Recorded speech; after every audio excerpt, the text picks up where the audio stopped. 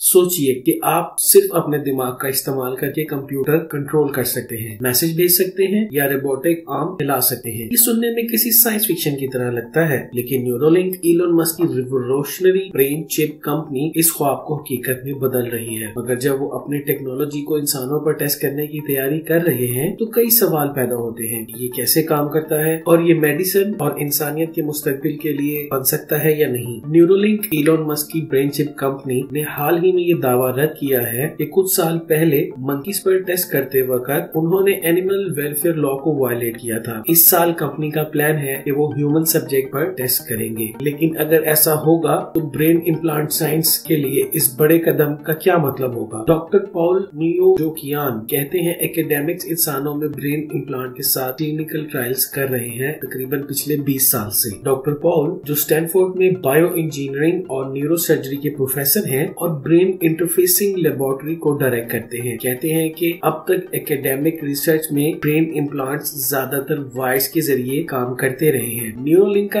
N1 device इसमें एक बड़ी कामयाबी है। ये बिल्कुल इम्प्लांटेबल है, बैटरी पावर्ड है और वायरलेस है, जो ब्लूटूथ प्रोटोकॉल के जरिए काम करता है। चलिए न्यूरोलिंक की साइंस में गौर करते हैं ताकि समझ सकें कि इंसानी दिमाग के अंदर इम्प्लांटेड चिप्स काम कैसे करते हैं। इसकी साइंस AA बैटरीज से एनर्जी मुहैया करने जैसी है। ये वही प्रिंसिपल है जो हम ब्रेन इम्प्लांट्स के साथ यूज कर रहे हैं। इस प्रोसेस को न्यूरो इलेक्ट्रोफिजियोलॉजिकल रिकॉर्डिंग कहते हैं। जब आप अपना हाथ राइट में हिलाते हैं तो कुछ स्पेसिफिक न्यूरॉन्स एक खास पैटर्न में एक्टिव होते हैं। इस एक्टिविटी और पैटर्न को सुनकर आप जल्द ही प्रेडिक्ट कर सकते हैं कि हाथ किस डायरेक्शन में हिलने वाला है। ये वो न्यूरॉन्स हैं जो सीधा आपके मसल से जुड़े होते हैं। लेकिन अगर ब्रेन से स्पाइनल कॉर्ड का मसल तक का रास्ता खराब हो गया हो, जैसे पैरालिसिस में मरीजों में होता है, तो ये सिग्नल मसल तक नहीं पहुंचते। लेकिन कई केसेस में ये सिग्नल्स दिमाग में मौजूद होते हैं, बस बाहर नहीं आ पाते। अगर आप कुछ ऐसा डाल दें जो न्यूरॉन्स की एक्टिविटी को सुन सके तो आप समझ सकते हैं कि मसल्स का क्या हाल है, और यही ब्रेन इम्प्लांट का मकसद है। अब ब्रेन इंटरफेस के ब्रेक थ्रू का एक टाइमलाइन देखते हैं। स्कॉलर्स हमेशा से ही दिमाग के कम काम करने के तरीके में दिलचस्पी रखते हैं, इसलिए न्यूरोलिंक में नए डेवलपमेंट्स को ब्रेन मशीन इंटरफेस रिसर्चर्स की कामयाबियों का एक बेहतरीन रिजल्ट समझना जरूरी है, खास तौर पर पिछले कुछ सालों में। मसलन 2002 में मंकीज में रियल टाइम कर्सर कंट्रोल का पहला डेमोन्स्ट्रेशन हुआ। 2008 में एक मंकी ने रोबोटिक आर्म को 3 डायमेंशन में कंट्रोल करके खुद को खाना खिलाया, जबकि 2012 में पहली बार एक इंसान ने ब्रेन कंट्रोल रोबोटिक आर्म का एक्सपेरिमेंट किया। 2017 में एक इंसान ने दिमागी तौर पर कर्सर को कंट्रोल करके वर्ड्स और सेंटेंस टाइप किए। डॉक्टर पॉल नियोजोकियान इस स्टडी में शामिल थे। और 2018 में भी जहां एक इंसान ने ब्रेन इम्प्लांट का इस्तेमाल करके टैबलेट को कंट्रोल किया, जैसे वेब ब्राउज करना, ईमेल भेजना और गेम्स या म्यूजिक चलाना। ये सब कुछ 100 इलेक्ट्रोड्स के इस्तेमाल से किया गया। लेकिन 2019 में न्यूरोलिंक, जो कि एक प्राइवेट कंपनी है, ने गेम बदल दी जब उसने ग्रेट्यूड नाम के एक पेग में एक वायरलेस इम्प्लांट दिखाया जो लगभग 1000 न्यूरॉन्स को मॉनिटर कर रहा था। न्यूरॉन्स वायरिंग की तरह होते हैं और आपको एक इलेक्ट्रॉनिक चीज की जरूरत होती है ताकि इलेक्ट्रॉनिक प्रॉब्लम्स का हल निकाला जा सके। ये एक बहुत ही दिलचस्प लम्हा है क्योंकि इसने कम्युनिटी को ये सिग्नल दिया है कि वो सीरियस है, वो इन्वेस्ट कर रहे हैं, वो हार्डवेयर को स्क्रैच से बना रहे हैं और वो इसे बड़े जानवरों में भी लगा रहे हैं। पिग में इलेक्ट्रोड्स सोमैटो सेंसरी कॉन्ट्रैक्ट्स में लगाए गए थे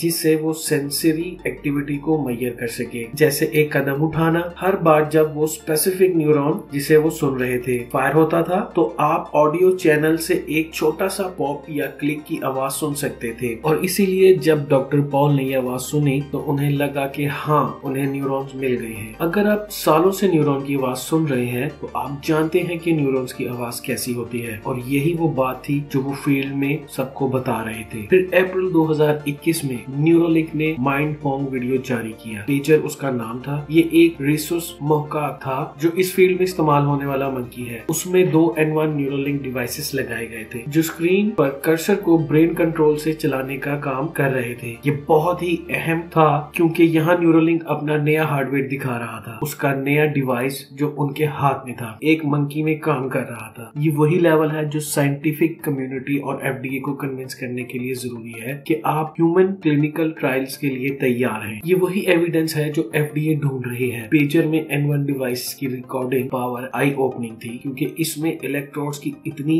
ज्यादा तादाद थी। इसमें बहुत ही चालाकी भरी इंजीनियरिंग का काम था। एक ऐसे ऐसे डिवाइस बनाने के लिए जो 2048 इलेक्ट्रोड्स वर्ड स्पीकिंग इंफॉर्मेशन यानी डिजिटल वंस और जीरो और स्पाइक्स को वायरलेसली ट्रांसमिट कर सके। और जब आपके पास इतने चैनल्स होते हैं तो परफॉर्मेंस जो आपको मिलनी चाहिए वो एकेडमिक फील्ड में रिसर्चर्स ने जो आप किया वो आपके सामने है। डॉक्टर पॉल का कहना है कि मैंने कभी भी 200 से 300 इलेक्ट्रोड से ज्यादा रिकॉर्ड नहीं किए हैं। तो इतने सारे इलेक्ट्रोड के साथ N1 जैसा डिवाइस किस तरह से सब्जेक्ट के दिमाग में इम्प्लांट किया जाता है, इस बात का ख्याल रखिए। ये न्यूरो सर्जरी है, ये कोई मजाक नहीं है। इसमें स्किन को काटना, स्कल तक पहुंचना, स्कल में होल करना और ड्यूरा को एक्सपोज करना शामिल है, जो दिमाग को घेरने वाली एक प्रोटेक्टिव टिश्यू की लेयर है। ड्यूरा को काट कर उसे फोल्ड करके दिमाग को एक्सपोज किया जाता है और फिर आप दिमाग के सरफेस पर पहुंचते हैं जहां आप इलेक्ट्रोड्स इम्प्लांट कर सकते हैं। इस तरह की टेक्निक्स के साथ सबसे बड़े खतरे इन्फेक्शन, ब्लीडिंग और टिश्यू डैमेजेस होते हैं। तो एफडीओ को ह्यूमन कैपिटल ट्रेल्स अप्रूव करने की क्या जरूरत है? न्यूरोलिंक डिवाइसेस को क्लास 3 मेडिकल डिवाइसेस कहते हैं। ये इम्प्लांटेबल होते हैं और ये बहुत ही सेंसिटिव बॉडी कैविटीज में जा रहे हैं। ये एफडीए के लिए मेडिकल डिवाइसेस को असाइन किए जाने वाले सिक्योरिटी का सबसे ऊंचा लेवल है। इनका कोई प्रेडिसेसर नहीं है, कोई पहला एग्जाम्पल नहीं है जो अप्रूव हो चुका हो, और इसलिए बिल्कुल ठीक है कि उन्हें अप्रूव करने के लिए एक ऊंचा स्टैंडर्ड पर रखना होगा। तो अब न्यूरोलिंक को एक बहुत ही लंबा और इम्पोर्टेंट डॉक्यूमेंट तैयार करना होगा जिसमें एनिमल स्टडीज के सब एविडेंस हो कि उनके डिवाइसेस सेफ और इफेक्टिव है। और अगर एफडीए हाँ कर देती है तो उनका क्लिनिकल ट्रायल अप्रूव हो जाता है और न्यूरोलिंक ह्यूमन पार्टिसिपेंट को एनरोल और रिक्रूट कर सकता है। जब न्यूरोलिंक इंसानों पर अपने पहले एक्सपेरिमेंट करने की तैयारी कर रहा है तो एक बात वाज़ेह है, ब्रेन मशीन इंटरफेसेस का मुस्तकबिल अब कोई दूर का ख्वाब नहीं रहा। लेकिन जहाँ बड़ी ताकत होती है वहाँ बड़ी जिम्मेदारी भी होती है। क्या ये टेक्नोलॉजी इलाज करेगी या नए एथिकल सवालों को जन्म देगी? इसका जवाब सिर्फ वक्त बताएगा। अगर वीडियो पसंद आए तो लाइक, शेयर और सब्सक्राइब जरूर कीजिएगा। अल्लाह हाफिज।